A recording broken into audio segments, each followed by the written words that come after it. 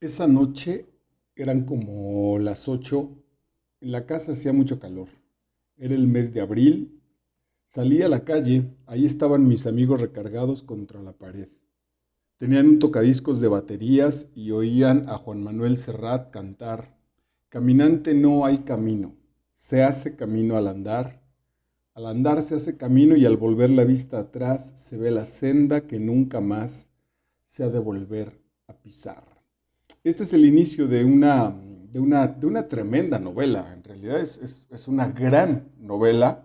Por ahí, con muchos atrevimientos, con mucha, muy cruda, con una historia brutal, triste, yo diría que al final de cuentas con un sabor muy amargo, bien escrita en tanto que va con los personajes que, como dicen también para Rulfo, por ejemplo, me parece que para Juan Rulfo lo decían, es tan particular el personaje, es tan determinado de su zona geográfica que se vuelve universal. Ese personaje pasa a este centro de la ciudad, este downtown mexicano en este caso, y de ese centro de la ciudad se crece a la ciudad completa y después al país, y por supuesto de ahí se puede extender a donde quieras el asunto básicamente a la humanidad. De ahí que este gran autor, ahorita te digo de quién se trata, genera una especie de epígrafe de una situación anterior a la novela, de un prefacio, para decir, no hay camino, caminante no hay camino, se hace camino al andar, citando a Serrat, que a su vez, lo sabemos, trabaja este texto de Machado. Entonces, lo universal se une con lo particular en este buen texto. Un texto que en la impresión está lleno de faltas de ortografía, algunas verdaderamente brutales. Le falta coherencia en la estructura escrita, es decir, hay comas donde no debería haber, hay un montón de comas que tendrían que tener, no tiene la distinción entre haber con H y haber, ver, de mirar. Y uno dice, estas barbaridades, ¿cómo es que están soportadas en una impresión? Y la idea del escritor es que estemos como por encima, como para darnos el sabor de que estamos escuchando más que leyendo. De ahí las faltas de ortografía, que si estos personajes en este asunto de estar hablando, si lo tuvieran que escribir, lo escribirían así, lo escribirían con esas tremendas faltas ortográficas y con esas brutales desgarramientos en tanto la narración. A veces hay que regresar para entenderle. Hay muchísimas palabras sin acentuar que incluso hay que volver como para generar el contexto. Me parece que por ahí apuesta. Mientras esté el contexto, estos se están comunicando. Entonces, así de atrevida es esta novela. Sin embargo, también creo que es una novela un tantito dispareja. Por ahí hay momentos donde la atención pierde un poco, donde se afloja, donde le falta un asunto de un carácter universal o donde las herramientas no acaban de estar bien pulidas. No estoy seguro si esta es la primera novela de nuestro autor, donde las herramientas no acaban de estar bien pulidas como para hacer el salto final. Termina con una tremenda tragedia, digamos. Esta es una especie de sinfonía de algún novato, una especie de ópera prima, vamos a pensar en términos sinfónicos, donde se empiezan a vislumbrar grandes apuntes de lo que al final de cuentas me parece que sí redondea muy bien nuestro autor, pero que todavía se siente ese salto un poco forzado, sobre todo en esta parte que nos lleva relativamente bien y después para cerrar a mí me da la impresión de que quiso ser muy impactante y que quiso cerrar de manera muy dramática y con un golpe tremendo y el asiento ahí un poquito forzadita en el mecanismo. Le faltó aceite pues a ese mecanismo para que nos indujera muy bien al final y terminara pareja. Esto, insisto, por otro lado también pues es justo la perfección de esta novela. Esta novela está viva, esta novela le pertenece a esta ciudad y esta novela sigue dialogando y va a seguir dialogando durante mucho tiempo porque sobre todo tiene esencia, tiene raíz, tiene vida, tiene tinte, tiene sangre, literalmente casi, de los personajes que la habitaron y de los personajes que inventó la pluma de Armando Ramírez. Estoy hablando en esta introducción ya un poco larga de Chinchín el Teporocho. Chinchín el Teporocho de Armando Ramírez, este periodista, ensayista y autor que nació el 7 de abril de 1952 en el barrio de Tepito y murió, tiene relativamente poco, el 10 de julio del año 2019. Hoy es domingo 9 de enero del año 2022, entonces hace año y medio que el buen Armando Ramírez nos dejó. Armando Ramírez era cronista de esta ciudad, un tipo siempre con ese saborcito, siempre encontrando como lo folclórico de nuestra ciudad, siempre en el asunto de lo barrio bajo, de esa gente que no tiene una voz cultural porque no está aceptada. Armando Ramírez siempre se preocupó por ello y por lo tanto su literatura la verdad es que es bastante accesible y siempre muy, muy dinámica. A mí me parece uno de los libros ideales para empezar a que nuestros jóvenes lean. ¿Por qué? Porque está cargado de realidad, porque no estamos engañando a nadie, porque es relativamente sencillo y porque también, como te decía hace un momento, tiene estructuras en su composición literaria que pasan, que no estorban con la narración y que nos pueden ir permitiendo, con una lectura pausada, con una lectura guiada, nos pueden ir permitiendo decirle al joven lector, mira, cómo no solo es como el cotorreo y por ahí dos, tres malas palabras, sino también está cargada ya de una intención poética, de una intención, de una estructura literaria que en este caso Ramírez ha puesto en Chinchín el Teporocho. Chinchín el Teporocho, la anécdota es relativamente sencilla. Un Teporocho, un alcohólico perdido de las calles, cuenta su historia y cómo hizo su declive, es decir, poco a poco fue cayendo, poco a poco fue cayendo y ya la última etapa, la que lo tiene en este asunto de pedir dinero para comprar sus tragos de alcohol y con eso medianamente sobrevivir o simplemente vivir, pues, porque no hay más en ese sentido, se desbarranca absolutamente, ¿no? Por eso quizá también está bien estructurado el final en realidad es el final del personaje, que es un azote brutal y así azota la novela y así azota la historia. Está este muchacho conocido como Chinchín el Teporocho, porque para todo decía chin, chin, chin, chin, cuenta su propia anécdota con sus amigos y cómo fue sucediendo su declive en una situación muy, muy fuerte a nivel amoroso y familiar, ¿no? Con un rodeado de gente violenta, con pues un asunto sin demasiado adornarse, pero que nos refleja lo que podríamos pensar que somos los mexicanos, con nuestros defectos, nuestros traumas. Este asunto de cotorrear y no tomarse la vida en serio tiene consecuencias muy grandes. La conquista mete a uno de los personajes, el papá de Michelle, de la chica guapa de la historia, siendo español, siendo un déspota, como también tiene que ver con este complejo que traemos cargando todavía desde hace 500 años con respecto a la conquista española. Bueno, y entonces Chinchín va contando esto a un narrador, que a su vez ese narrador sabe que nos está contando la historia a nosotros de manera directa y nos escribe y nos llama lectores, incluso por ahí pone un párrafo con espacios en blanco y nos invita a escribir sobre el texto una especie de desahogo ahí de, yo sé, dice este lector que ahorita esto te está cayendo muy gordo, entonces venga, déjate ir y suelta la leperada peor que encuentres, no me va a pasar nada, la voy a asumir muy bien. Así de intenso y de pretendiendo quitar cualquier capa que existe entre el autor y el lector, porque es también una especie de, me parece que esa pretensión la hubiera aceptado muy bien a Armando Ramírez, es una especie simplemente de un visor. Si no te has asomado porque tu colonia, porque tu clase social, porque la televisión, porque lo que sea no te permite, entonces vete a los barrios que dieron origen a esta ciudad, a ese otro lado de esta ciudad que pretende blanquearse, que se moderniza, que no está nada mal, aquí no hay juicios de valor, pero que todavía en su esencia mantiene esa rispidez, esa cosa rasposa en su gente, en la violencia de su gente.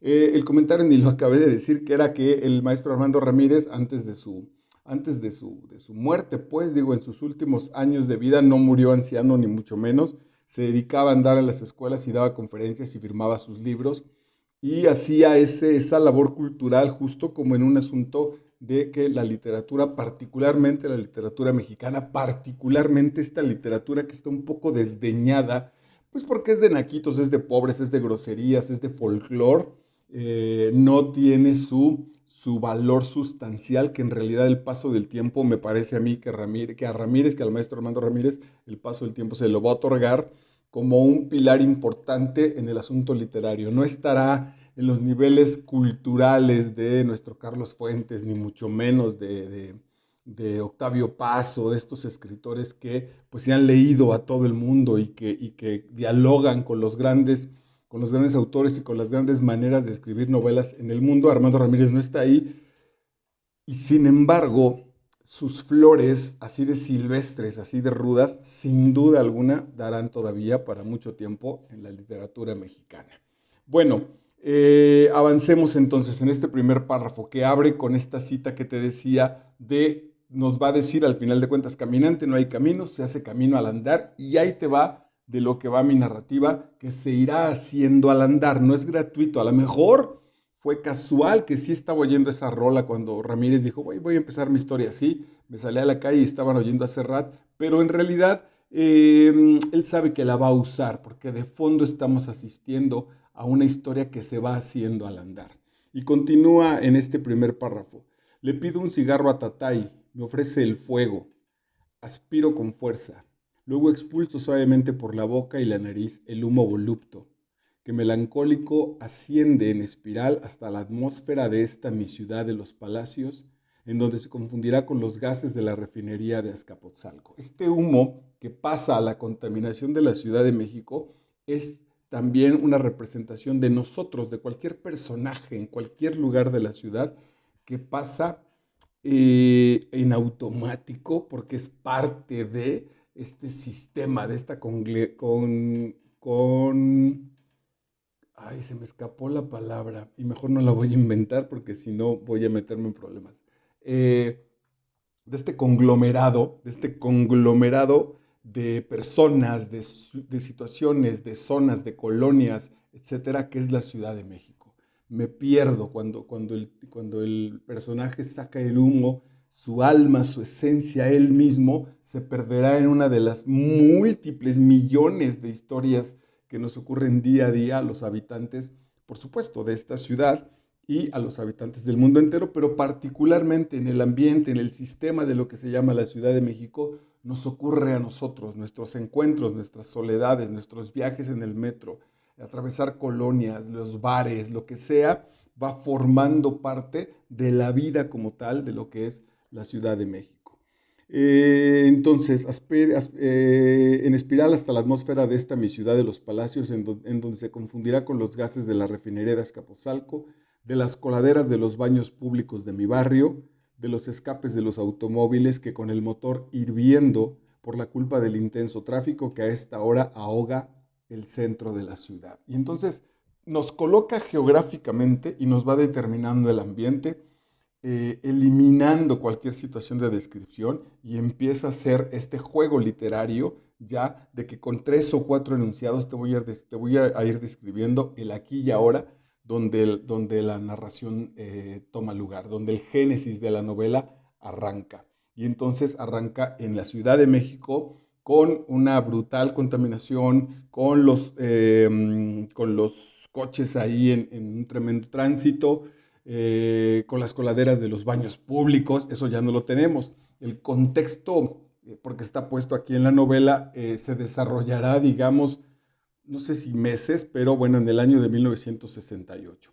Porque además, justo con la caída de los personajes, Ramírez se lanza una joyita al final de la novela, también ahí lo encuentro un poquito como el defecto, no está como en las grandes novelas del maestro Carlos Fuentes, que vas leyendo y no te das cuenta que ya estás en un asunto político, que de pronto lo que le pasaba al personaje ya se volvió un asunto social, o lo que le pasa a los personajes, en particular de García Márquez en Los 100 años de soledad, de pronto te das cuenta que le pasa al Macondo entero, o el caminar de los primeros 2 personajes que arranca con Juan Rulfo en Pedro Páramo, después es todo el pueblo y no te diste cuenta de ese mecanismo. Acá sí se nota la costura, acá sí se nota lo talacheadito, que yo no sé ahora, pensando en Ramírez, si entonces a lo mejor el tipo dijo nada, pues aquí no hay adornos culturales, ¿no? Aquí no hay, no estoy yendo al pueblo como turista, como un tipo que sabe a ver qué rescato de manera folclórica, ¿no? Aquí todo va así, aquí a todo se le notan las costuras, aquí todo está mal hecho, tu traje no combina, tus zapatos están con los tacones desgastados, así está, no, y no hay nada que cubrirlo.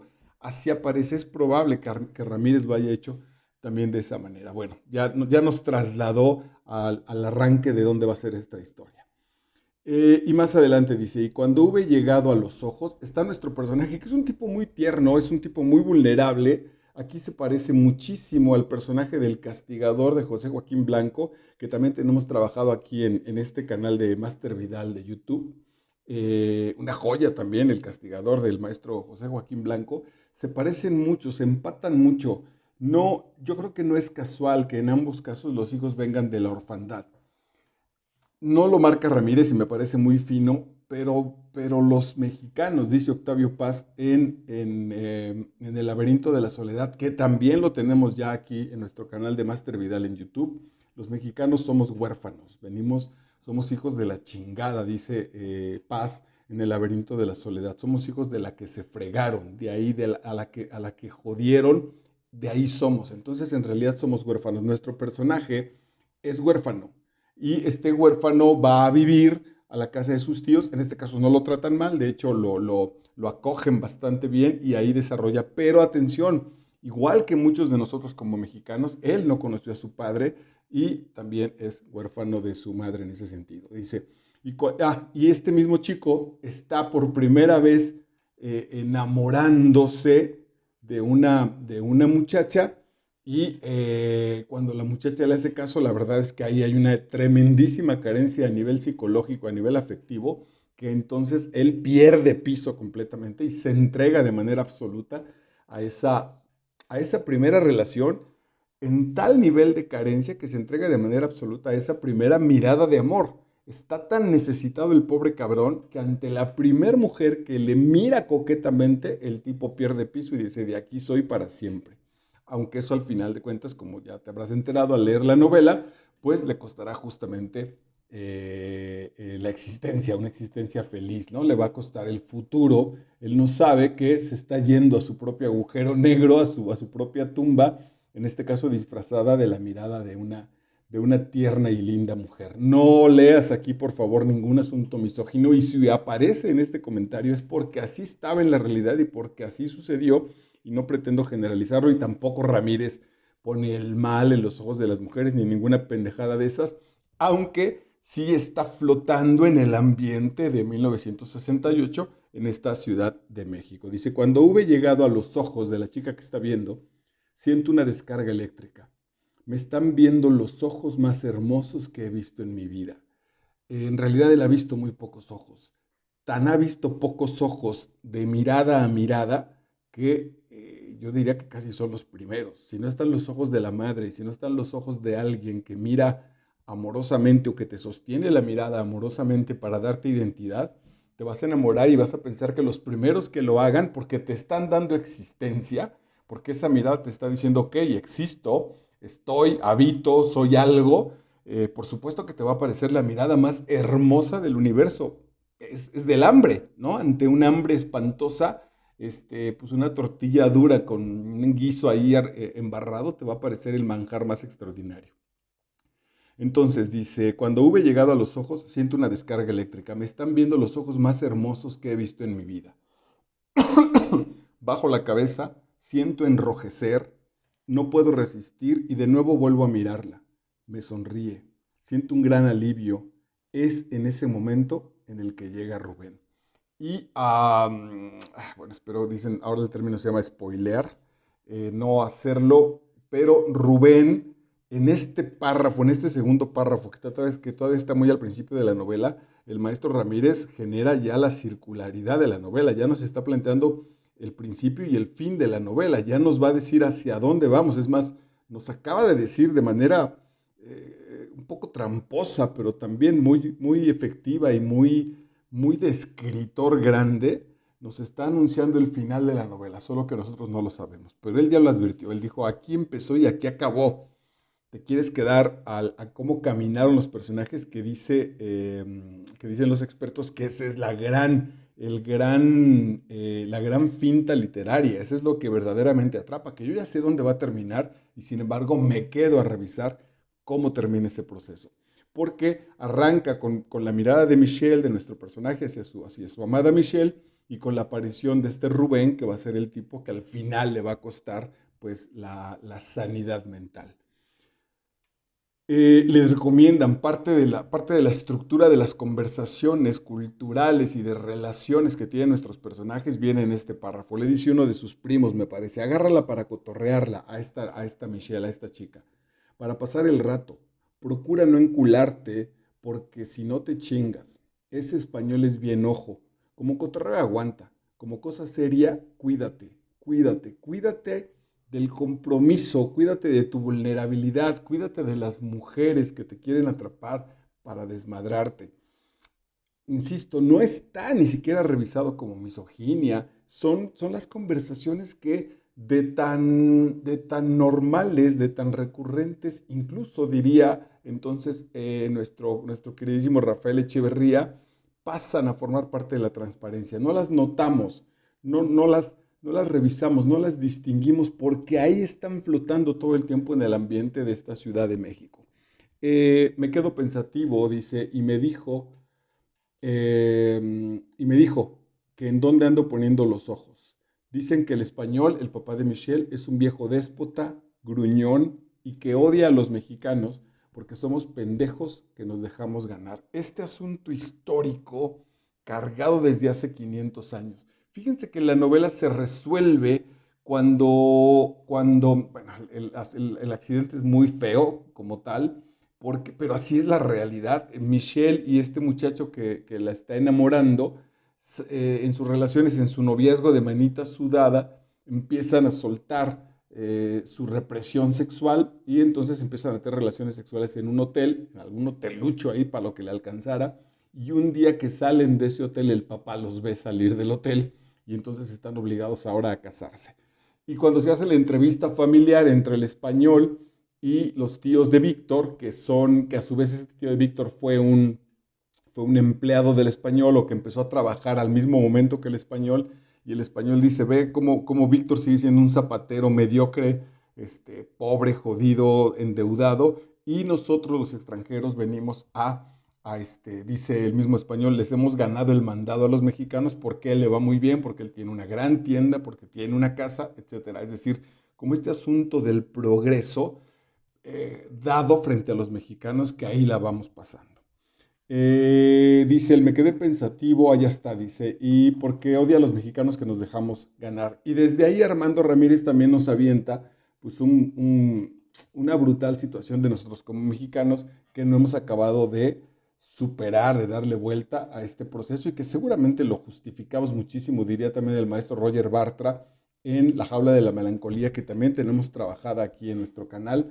Hemos incluso aprovechado para jugar a la víctima y pero desde ahí seguir acomodados y entonces si bien no alcanzamos la modernidad, ni luchamos, ni trabajamos, ni nos disciplinamos, ni nos comprometemos por un país moderno, pues ¿por qué? Pues porque fuimos conquistados por los españoles, porque me acomoda mi lugar de víctima, porque yo sí quería pero no se pudo, porque ni modo chin, me lastimé la rodilla, porque ni modo chin, no soy güero, porque ni modo chin, un montón de cosas. Dice entonces en el siguiente párrafo, uno de los párrafos más adelante en la novela, un largo rato prolongado por la meditación, Agnes se nos queda viendo. En tanto yo todavía estoy sorprendido de lo que dije. No, no se crea que les hablé con demasiada sinceridad, pero es extraño. Siento una inquietud dentro de mí. Lo marqué porque dicen los sociólogos que el lenguaje de los mexicanos no es que sea único, sino que es un lenguaje del sometimiento y no le hemos podido dar la vuelta. Nuestro lenguaje, el de la Ciudad de México en muchos sentidos, no somos una población, estoy arriesgándome una tesis relativamente fuerte, no tenemos en el lenguaje una cultura de empuje, una cultura de crecimiento, una cultura de solidaridad.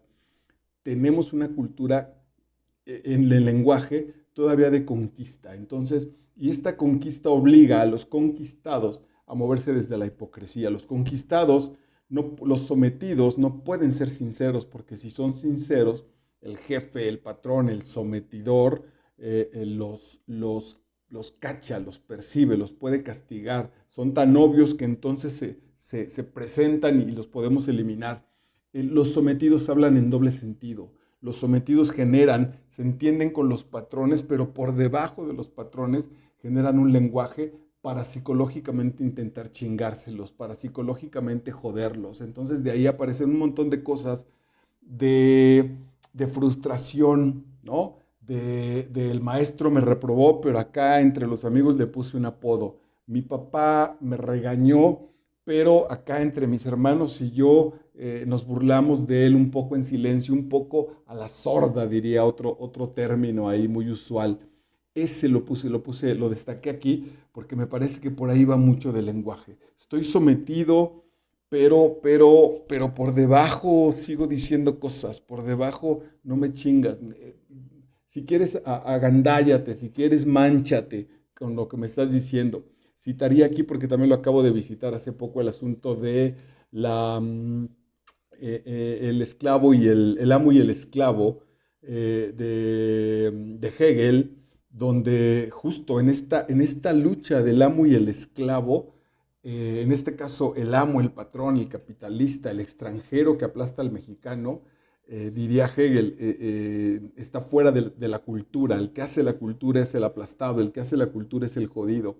Y en esa cultura se inventa este lenguaje, se inventa el doble sentido, se inventa el albur, aunque en la realidad sea superior, en el cotorreo, por lo bajito no me chingas, de fondo yo soy el que sale chingón, casi hegelianamente, ¿no? Y ahí la novela vuelve a tomar sus sesgos filosóficos que que no están como en el primer lugar de la cultura, pues porque hay groserías, porque huele a chicharrón, porque huele a taco, ya lo dijo la narración, porque mi novela huele a baños públicos y entonces la alta cultura no quiere estar cerca de los baños públicos. La alta cultura va a los balnearios o va a los grandes hoteles, pero no se moja en los baños públicos, en las regaderas y en los vapores comunes, y etcétera, etcétera.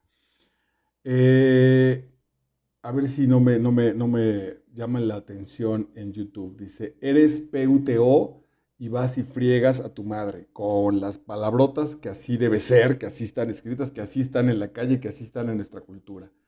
Se las dicen a Víctor y este personaje dice, sentí como la sangre se me agolpó en la cabeza. Una fuerza interior se desató dentro de mí.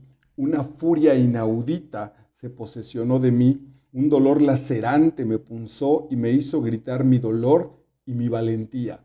Porque aquí hay todo un asunto sociológico con el personaje de manera extraordinaria. ¿Por qué reaccionamos hasta que nos sentimos humillados cuando nos tocan a nuestra santa madrecita, ¿no? O cuando se pone en cuestionamiento nuestra virilidad, machín. A mí no me puedes decir que soy PUTO, ¿no? Porque entonces me vuelvo loco. Me sale todo mi monstruo y te lo echo encima y lo violento, aunque a mí también me cargue la fregada con Che, aunque a mí también me lleve, aunque me atore, que es al final en la novela pasa eso, porque este tipo no tiene una gestión emocional. Ahora, lo que estoy diciendo está demasiado adornado. No solo no tiene una gestión emocional, no sabría qué significa gestión emocional. Si nosotros nos trasladáramos a esta cultura, a esta sociedad del 68 en el barrio de Tepito, y llegamos con la payasada de la gestión emocional, se burlan, se mueren de la risa frente a nuestra posibilidad de decir, no, pues soy un hombre que intenta manejarse a partir de una gestión emocional, se pitorrean brutalmente. Todavía en ese sentido nuestros personajes son absolutamente primarios, cargados de dolor, cargados de angustia. En este cuadro que presenta Armando Ramírez, en este cuadro de la novela, lo vemos así, como si lo escucháramos en la calle. A partir de esto, es decir, esa misma situación es la que viene trabajando Fuentes en la región más transparente desde 1940 y algo, ¿no? Y es la que trabaja Octavio Paz y en las que se desarrolla en mucha de la novelística mexicana, ya famoso con esta especie de alta cultura, con este asunto mucho más preparado, ¿no? También estoy pensando en algunos personajes de Revueltas, por ejemplo, pero la base es la misma, la imagen de Ramírez con la imagen de estos grandes autores, básicamente lo siguen tomando del mismo elemento cultural, siguen yendo a la misma fuente o al mismo pozo de donde vienen esas reflexiones posteriores en estos grandes autores. Ahí cercas, así dice, ahí cercas del barrio hay dos calles donde hay prostitutas. Tienen un terreno bardeado donde construyeron unos cuartitos de madera y amueblaron con una cama. Esto lo marqué como nivel 2 en nuestros niveles de lectura. El nivel 2 habla de lo socioeconómico, de lo cultural.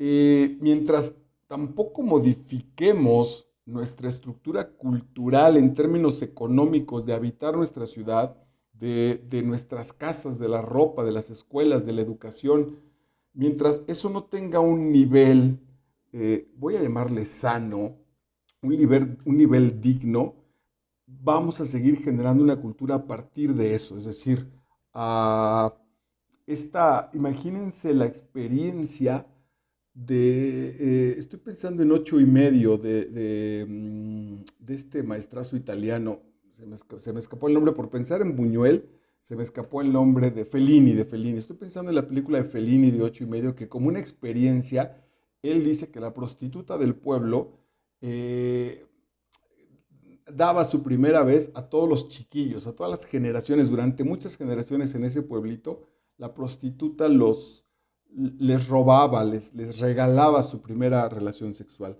Y no había traumas, porque además era una gran matrona la prostituta del pueblo, tan matrona que en las fiestas, en los bautizos, en las fiestas del pueblo la invitaban. Y las mujeres también asumían que quizás su marido alguna vez también se estrenó con la famosa P del pueblo y no había una especie de trauma y también eran pobres. Sin embargo, había esa dignidad de darle lugar a esta señora, de darle lugar a esta matrona, de preocuparse por ella y asumir que ese era su oficio y que así se ganaba su lugar en la sociedad. En Latinoamérica no pasa eso. Esta escena la destaqué porque también puede estar resuelta de otra manera, mucho más folclórica, mágica, y que además eso al final de cuentas fue el boom famoso de la literatura latinoamericana. Eh, a la maestra, ahorita voy a acordar porque me llamó mucho la atención, había una maestra en México que decía, no, a mí me zurra, me caga la literatura, este boom de literatura latinoamericana, este realismo mágico, porque es una manera barata, porque es una manera de ponerle colorcitos a cosas que son brutales. Esto que te acabo de leer, ahí cerca del barrio hay dos calles donde hay prostitutas, tienen un terreno bardeado donde construyeron unos cuartitos de madera y amueblaron con una cama. García Márquez lo adorna y le pone ahí una prostituta con el cabello largo, le pone ahí un friki como uno de los habitantes y entonces pone sonido de cumbia y pone etcétera y entonces lo vuelve folclórico o García Marquesiano o realismo mágico y entonces quizá ahora sí pasa y quizá ahora sí se vende. Esta misma situación en nuestra literatura Revueltas o Luis Espota todavía seguro van mucho más al asunto social. ¿Por qué? Porque así está, porque nosotros, nuestras generaciones, cuando menos en este nivel social, estos estrenos no son con gente del pueblo, no son con mujeres que tienen todavía sentimientos y rasgos de humanidad, son con fantasmas, diría José Revueltas, ¿no? Son con esas mujeres que traen la muerte ahí encima, que están cargadas de una brutal tristeza, que la experiencia entonces es brutalmente traumática y neurótica. Y estos chicos tienen que pasar por ahí. Si tú estrenas tu primera vez sexual de adolescente en una calle bardeada con cuartitos de madera y que esos cuartos tienen solamente una cama y que abajo todo el piso es de tierra y que puede haber animales, que huele horrible, que no hay una situación higiénica y aún así tienes que asumir y pasar por ahí. Imagínate el valor entonces que tiene, ya no espiritual, ni siquiera ético, el valor que tiene nuestra sexualidad, nuestro amor, nuestras relaciones, nuestra primera vez. No hay manera de que eso pase porque las condiciones económicas aquí sí de manera directa no lo van a permitir. Dice entonces, pues a ver si no me quiebro, pero no, mejor, mejor le voy a pedir un permisito al padrecito, un cuate un alcohólico que pide permisos al padre, pide permiso, jura un año, clásico también, y dice, pues a ver si no me quiebro porque ahí viene una fiesta, pero mejor le voy a pedir un permisito al padrecito para tomar el 15 de septiembre. Y vean cómo resuelve su compromiso. No es casual, no es ningún asunto folclórico que Armando Ramírez lo pone así. Está en nuestros genes. Esto sucede, nos sucede a los mexicanos. No tenemos el éxito, no somos el primer país del mundo en economía o en muchas cosas o culturalmente, porque hay un montón de cosas que las resolvemos así. Hago un compromiso, pero mejor no, mejor y si no, no pasa nada. Dice, le pido un permiso al padrecito para tomar el 15 de septiembre, o si no, me voy a Tlalnepantla, por fuera del distrito, para tomar, al fin que aquí juré y no en el estado. Es decir, es un juramento con la mismísima divinidad y el cabrón es capaz de transgredirlo, de decir, no, yo, Dios, te juré en el DF. Si me voy a Tlanepantla, ahí no te juré, entonces ahí no sucede. Es decir, se hace lo que yo digo. Entonces, si se hace lo que yo digo, ¿para qué negocio? ¿Para qué prometo? ¿Para qué justifico? Pues porque tenemos una máscara, dice Carlos Fuentes, dice Octavio Paz, también tenemos esa máscara del mexicano que además nos gusta. Te estoy mintiendo, pero te miento en el desmadre, te miento en el cotorreo, te albureo y no te das cuenta. Soy más chingón que tú, comillas, porque me sé mover en los bajos fondos. Y esos bajos fondos no me los has robado, es mi dignidad a la cual tú no tienes acceso. Tú tendrás tu lana, tu carro, tu carita de guapo, tus estudios, pero no te mueves en el barrio, ñero. No sabes qué patín abajo. Y ese patín, esa onda, eso de abajo, ay, es muy fuerte porque en realidad no es más que una especie de conversación mediocre, ¿no? Es una especie de falsa defensa, pero en otro sentido también, pues quizás el último rasgo de humanidad y de dignidad que la sociedad le está dejando a esta gente. Bueno, pues pasan muchísimas de las aventuras que hay que leer, que es muy entretenido, es muy ligera la novela en ese sentido, es muy dinámica, vas avanzando rápidamente y para el final de la novela, dice Ramírez, un perro de color blanco con manchas oscuras era arrastrado entre las llantas del auto, aullaba lastimeramente. El perrito quedó a media calle revolcándose. Todavía las llantas traseras pasaron por sobre su vientre aplastándole la cabeza. Los ojos los tenía salidos de sus cavidades de donde salía una viscosidad amarillenta. El cráneo deshecho. Lo tenía, el cráneo deshecho lo tenía. La sangre le manaba abundantemente hasta formar un gran charco. ¿Por qué para este final de la novela mientras estos chicos están caminando la ciudad, se tomaron un licor, no me acuerdo la marca, con refrescos de tamarindo en el vapor y mientras caminan rumbo a una fiesta ven este espectáculo del perro aplastado? Rodrigo le va a poner Rodrigo González, el rockero cantautor mexicano fallecido en 1985, va a poner una rola sobre que se llama Perro en el Periférico, sobre esta historia tan triste, pues. Ese perro somos nosotros, aplastados por la modernidad, por la mediocridad, por la tranza. Ese perro somos nosotros, de pobres, aplastados por el carro de los ricos. Eh, Me gusta que Ramírez no lo enlaza, lo presenta como en una buena película, donde sutilmente nos dan lo que el buen gusto no va a permitir, lo pasan sutilmente y un buen lector, un buen mirador de cine lo alcanza a percibir. Es muy fino, entonces ese perro somos cada uno de los ciudadanos porque el maldito sistema es así. El que tiene carro es el que manda, el que tiene carro es el que tiene la posibilidad de aplastar, el que tiene carro, el que tiene poder en México es el mandón, es al que hay que obedecer, el poder. Ese es el gran elemento que nos robaron, comillas, los españoles desde hace 500 años. Y hemos navegado en el mar de la mediocridad brutal, ya lo dije por tercera o cuarta vez, cotorreando por debajo de ese fondo. Porque 3 o 4 renglones viene esto.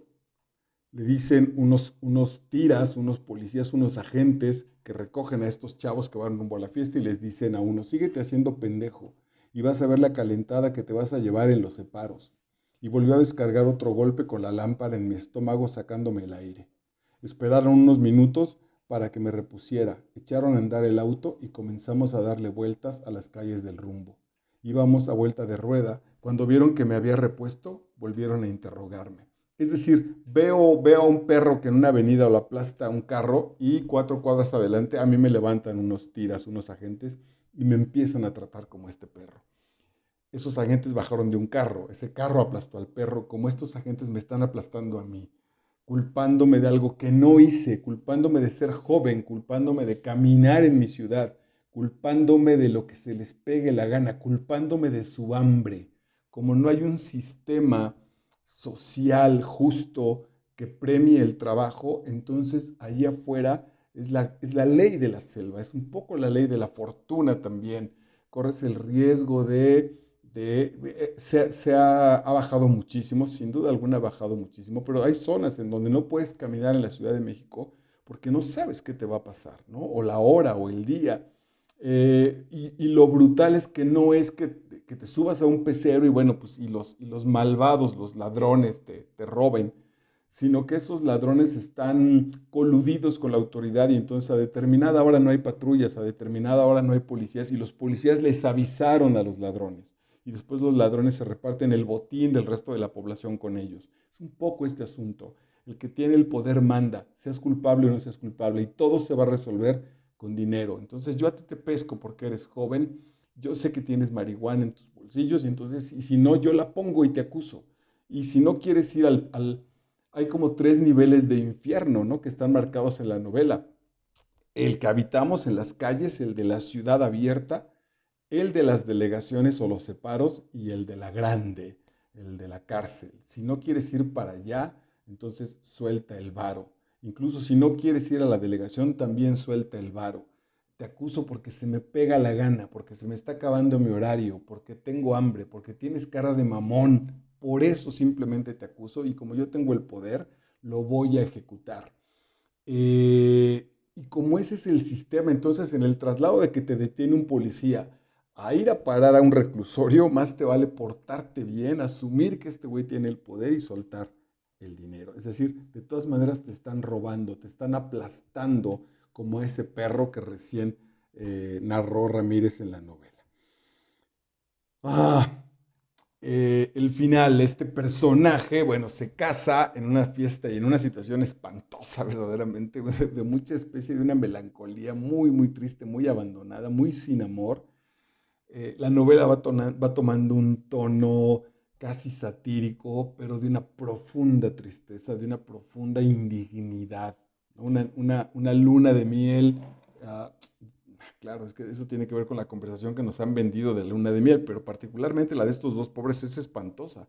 Es ir al cine donde este cuate va además todo ya enredado con todo lleno de tejidos eh, ya tensos en su cabeza, incapaz de un diálogo sano con su mujer. Se van al cine, se casan y se van al cine, él mismo lo dice, de luna de miel. Y cuando regresan, él baja a la bodega de la tienda y encuentra a este gran español, este gran conquistador, lo encuentra en una relación homosexual con el novio de la chica mayor.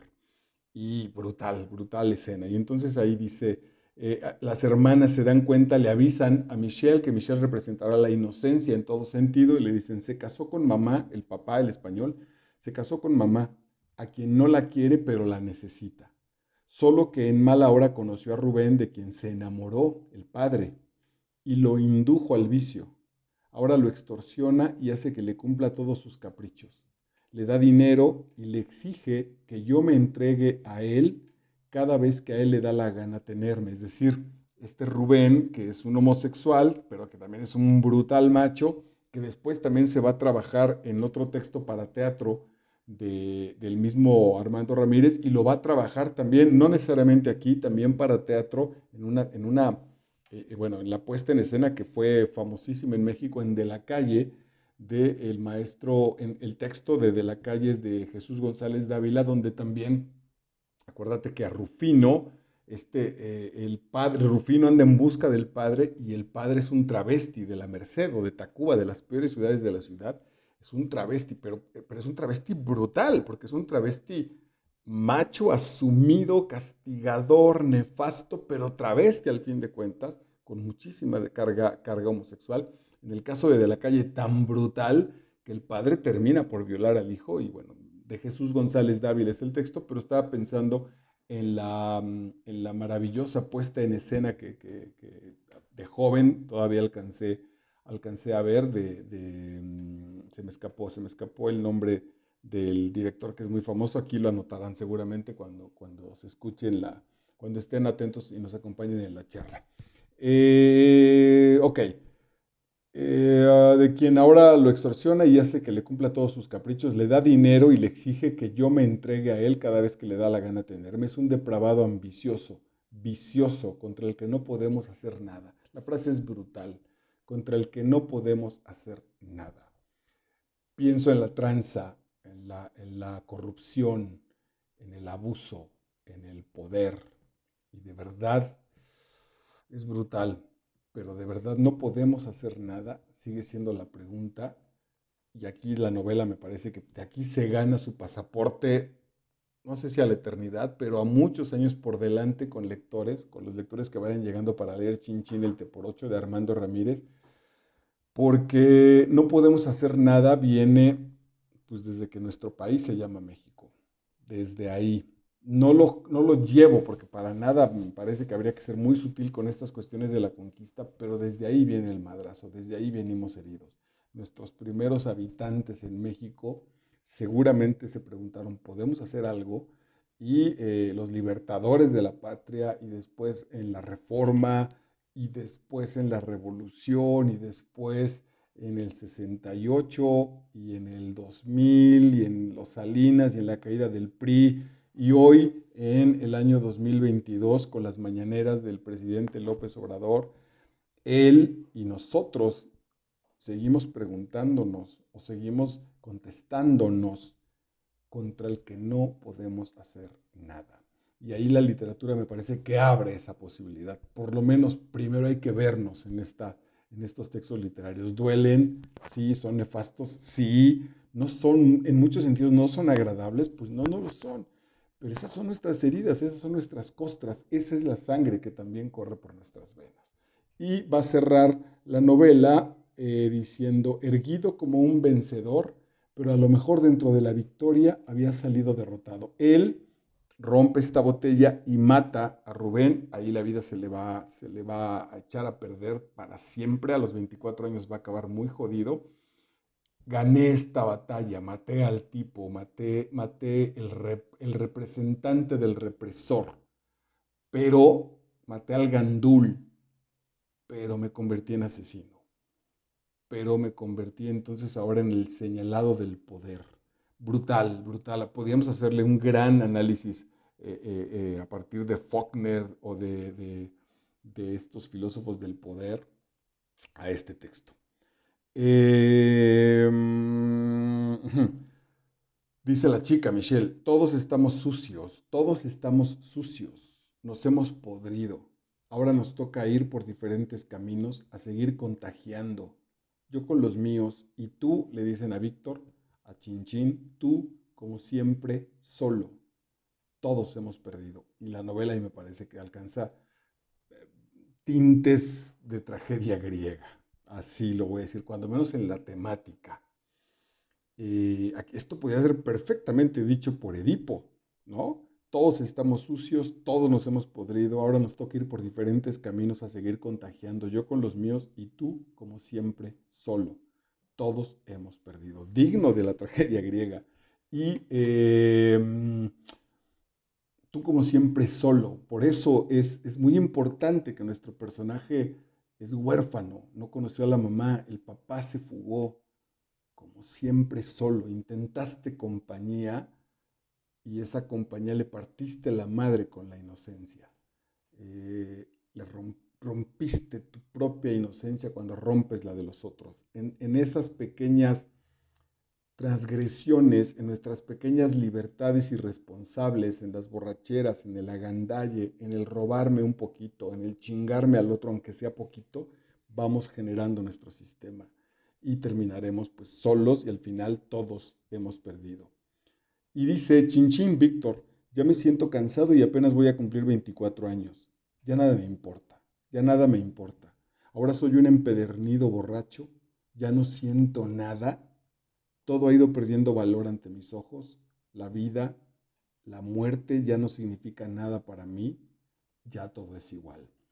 Ayer que lo terminaba, me pensaba en Sabater, con un ensayo maravilloso, este filósofo español, Fernando Sabater, que decía, nada vale lo mismo, nada vale lo mismo. Y es un gran asunto sobre que cuando llegamos a este punto casi nihilista, donde la distinción ya no la tenemos con el valor, ya no hay a dónde avanzar. Y eso está provocado mucho por el contexto socioeconómico. Si de todas maneras, si voy a crecer económicamente para que el gandaya me lo quite, ¿qué sentido tiene? Penetro en el callejón lleno de oscuridad, de sombras, solo se veía el cigarro encendido. En el reloj de la iglesia del barrio de Tepito sonaban 12 campanadas, justo a la medianoche. Ahí acaba, como un gran cuento. Acuérdate que empezó con el anochecer y la onda y el desmadre, la tardecita y el calorcito de la Ciudad de México y termina con 12 campanadas que señalaban en la medianoche. Di la media vuelta y emprendí el camino de regreso a mi casa. La casa brutal, brutal y muy mítico y muy genial. La casa, perdón, el callejón de a donde va Chinchín el Teporocho se llama Sal si puedes. Ese es el regreso a casa. Entonces aquí el viaje de nuestro héroe en estas banquetas, en esta suciedad de la Ciudad de México, en esta contaminación, se cierra con el nombre del callejón, Sal si puedes. Y ahí también la novela nos sacude profundamente. A ver, de la CDMX, de la